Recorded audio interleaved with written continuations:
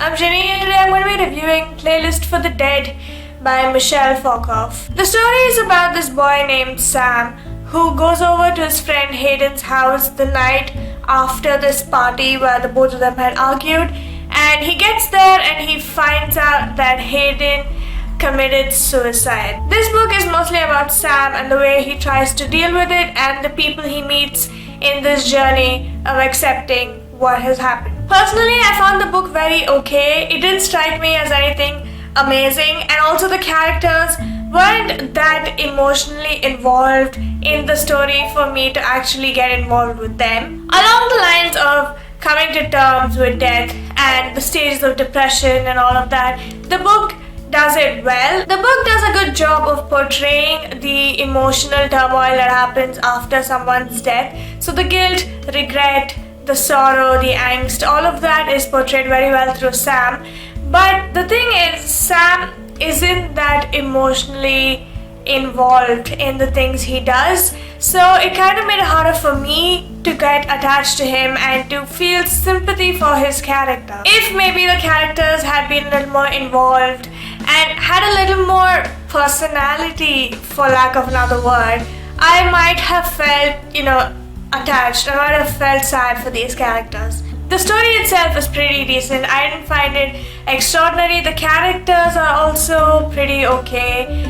I felt like their personalities were written for certain situations rather than having been developed on a separate basis. Sam himself is a very normal and very unremarkable character. He does normal teenage boy things and there's nothing extremely special about him. Hayden, I felt, had a lot more personality than Sam did. The book touches upon bullying and the effects of it, which I think it did very well through Hayden and Sam's characters. We have a character named Astrid who is basically the Manic Pixie Dream Girl. The Manic Pixie Dream Girl, if you don't know, is a character trope where the person is erratic and exciting and fun, and she does things that normally you wouldn't do, and she arrives just in time when the hero needs someone to pull him up or take him further, and is basically just the most eccentric and exciting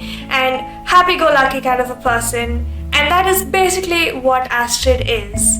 She is the trope. She has no characteristics outside of it, which is why that sucks. I'm not saying that these tropes are bad. If they're done well, they can be something fascinating, like Margot Roth Spiegelman from Paper Towns. Some of the twists that happened fell a bit flat. Some of them were decent and some of them you could see coming, and the others I really did not even agree with. Like, it didn't make sense in the context of the story. Some of the characters in the story had redemption arcs and they didn't work for me. You have a character who has been doing these terrible things and then they come up with a sad story and that just excuses everything. That's not how it works.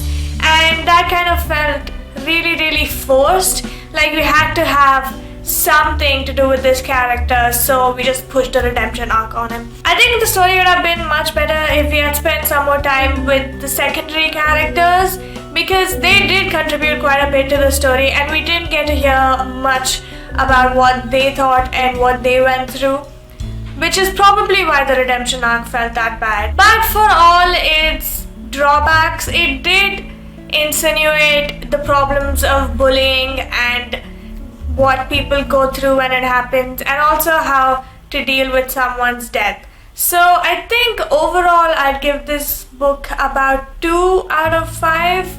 It was okay. It wasn't terrible, but it could have been a lot better. And that is it for this video. I will see you next time with something, I hope, a little different. I'm trying something, but I'm not sure whether it'll work. I mean, I have hopes, but I haven't actually tried this yet.